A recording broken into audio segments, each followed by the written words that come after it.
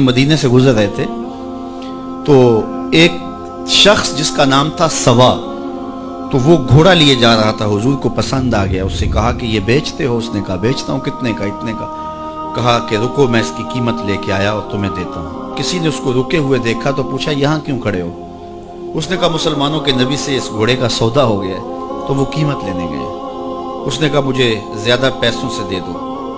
तो उसने कहा मैं तो यार सौदा कर चुका हूँ। उसने कहा कि कोई गवाह था? कहा नहीं। कहा मुकर जाना। उसको पैसों की लालच आ गई। उसने कहा ठीक है। हुजूर इतने में कीमत लेके पहुंच गए।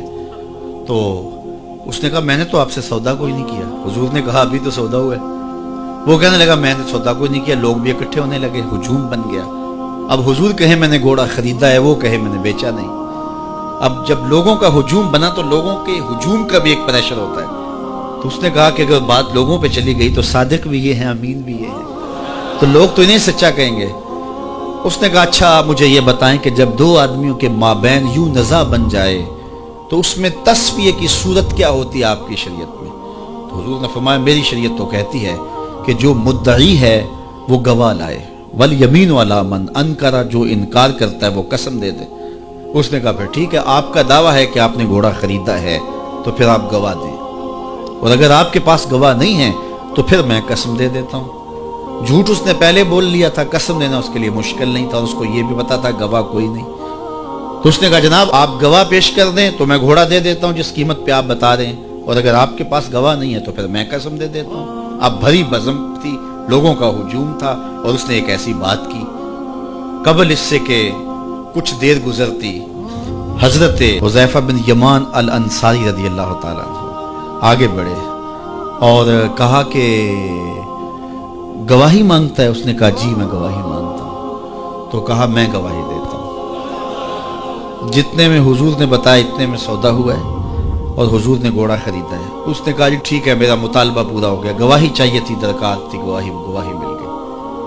तो उसने घोड़ा दे दिया और कीमत उसने ले ली। कीमत उसने अपनी मर्जी की घोड़े के मुताबिक ही ली थी, वो तो ज्यादा पैसों के लालच में मुकरा था। तो खैर उसको रास्ता निकलने का मिल गया। लोग हटने लगे तो हुजूर ने हजरत हुज़ैफा रज़ियल्लाहु ताला अन्हु को इशारे से करीब किया और कहा कि तुमने गवाही दी, तुम तो मौके पे मौजूद ही नहीं थे, तो तुमने गवाही कैसे दी? तो हजरत हुज़ैफा रज़ियल्लाहु ताला अन्हु ने कहा हुजूर घोड़ा क्या है, आपके कहने पे तो हमने रब की गवाही दे दी। हमने रब को देखा था, आपने कहा ना है तो हमने मान लिया, तो ये घोड़ा क्या होता है? तो हुजूर ने हजरत हुज़ैफा का हाथ पकड़ के फजा में बुलंद किया और लोगों को कहा जाने वालों रुक जाओ। लोग ठहर गए। कहा किसी अदालत कचहरी में गवाह की जरूरत हो तो मेरी शरीयत दो गवाह मांगती है, लेकिन जहां मेरा खुज़ैमा होगा, हाँ हुज़ैफा नहीं, खुज़ैमा बिन साबित अंसारी रज़ियल्लाहु, जहां मेरा खुज़ैमा होगा वहां एक ही गवाही दो के कायम मुकाम।